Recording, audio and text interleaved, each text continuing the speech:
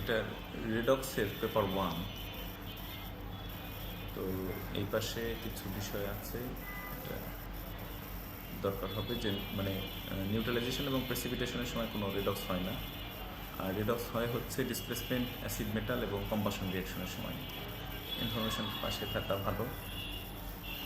বাকিগুলো হচ্ছে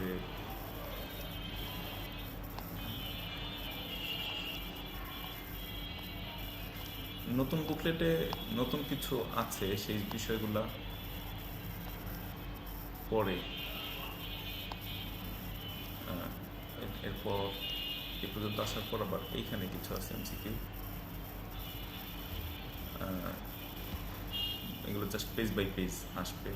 তো এই বছরের পেজগুলো অ্যাটাচ করা হয় নাই, ওটা পরে করতে হবে। এটা হলো, এরপর পেপার 2 শুরু হয়ে গেছে। পেপার 2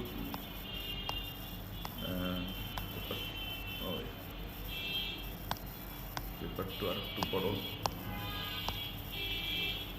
শুরুতে ছোট ছিল, বড় করে নিলে ভালো হবে।